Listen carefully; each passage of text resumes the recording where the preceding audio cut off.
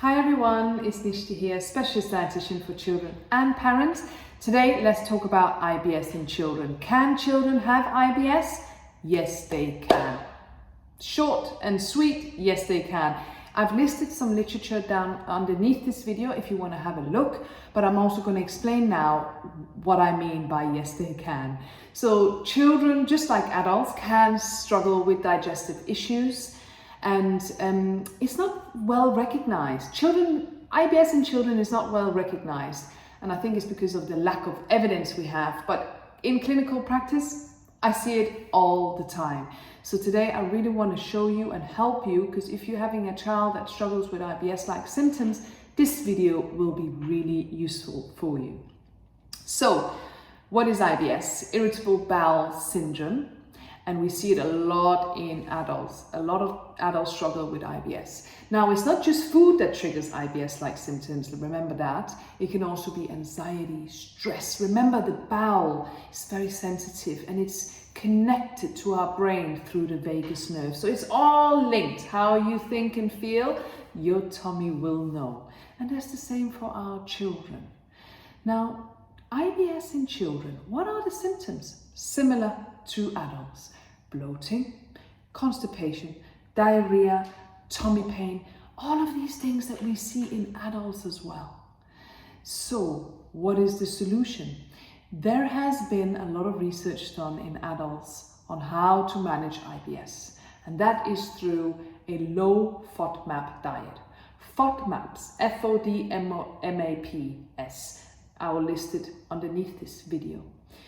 FODMAPs are short chain carbohydrates that when they hit the gut, because they're not absorbed properly, they can cause a lot of fermentation and digestive issues in some people. They are healthy foods, but it's just how they are absorbed. They're not fully absorbed, we say, in the in the gut.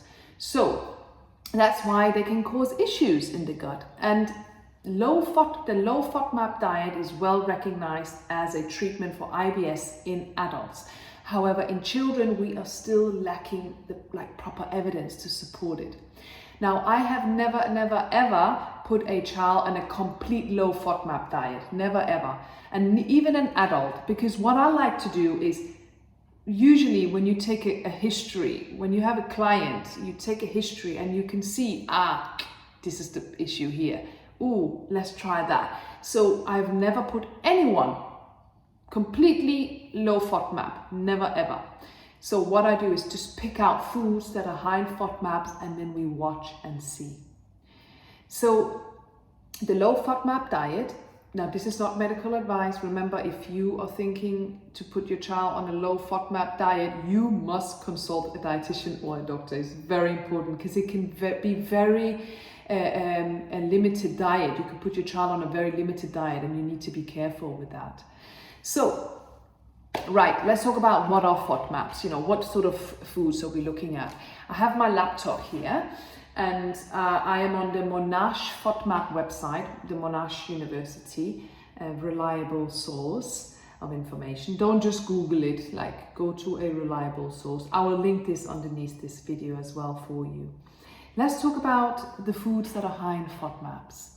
So I see a lot of children who have turned vegan, which is lovely, beautiful diet. But because the vegan diet is really high in beans and lentils and, like your chickpeas, for instance, they really struggle. A lot of children really struggle with this. And IBS-like symptoms can develop because beans and lentils are high in FODMAPs. Okay, beans and lentils. So the other day I had a child eating a lot of baked beans. It was very clear that baked beans was associated with constipation in this particular child. So we had to eliminate it, but then we're going to put it back in and we're just going to put a little bit in at a time and see. But you can also substitute for lower FODMAP foods. So it's not just going low FODMAP. You can then substitute to, it's not just going low FODMAP by limiting high FODMAP foods. You can then introduce low FODMAP foods, if that makes sense. So for example, instead of having apples, which is a high FODMAP fruit, You can have grapes, which is a low FODMAP food. And I'm looking at the Monash University website here. Now, dried fruit. I see a lot of children have raisins, lovely, beautiful, but raisins is high in FODMAP, and so many children have diarrhea. I see many children who have dried fruit who struggle with diarrhea, and that's because it's high in FODMAPs. So what can you do if your child is struggling with dry fruit? Unfortunately, there is nothing that can substitute for that other than fresh fruits like your oranges, pineapples, strawberries, and as I said, grapes, but also kiwi fruit. Then we have our vegetables. Now, garlic, onions, really high in FODMAP. And then we have our cauliflower, really high in FODMAP. But then we have our cucumber and carrots and bell peppers, pak choy, zucchini, which is low in FODMAP. So you see, it's just substituting it and not completely eliminating vegetables, but substituting it for lower FODMAP. Dairy. I would say 90%, up to 90% of the people I see, it's dairy. And you know what? I always say let's eliminate the dairy first, because from experience, dairy can cause so many issues in children and adults. So going dairy free, I would say it's probably the number one thing I do as a dietitian. When I have a child or an adult who struggles with digestive issues, eliminate the dairy. It always works. It always works. I'm not a vegan, please don't think I'm a vegan, but it just works. So if you can relate to this, please comment below this video. I would love to hear from you. And then we have our wheat, rye and barley. They are high in FODMAPs. I'm from Denmark. We eat a lot of rye bread, the amount of rye bread children eat in Denmark is exceptional.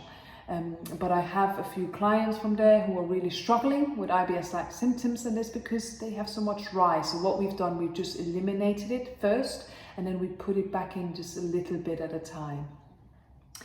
And so what can you do if you're having a wheat-based cereal, like Weetabix, for instance, and your child is reacting, or you were reacting as an adult? Then you can go for something like cornflakes, oats, for instance. You can also you get this in either Holland & Barrett or on Amazon or eBay, you can get quinoa flakes.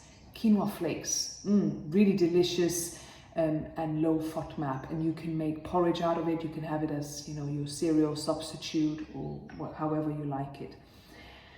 So that's just a few of the foods that are high in FODMAPs.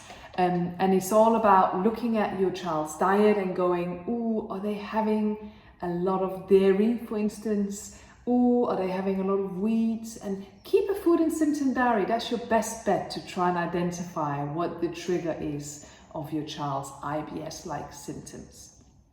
And remember, there's always a cause. As a holistic practitioner, I do not give up on trying to find the cause of disease. It's very easy to just go, here's some Mobicol, here's some whatever, it's very easy, but we need to find the cause of disease. So I hope this was helpful. I hope I've covered everything. If you have any comments, please list them below. I'll happily answer them. If you need one-to-one support, please reach out. I provide online help and support to people all over the world. So this was a video on children and IBS. And can children have IBS? Yes, they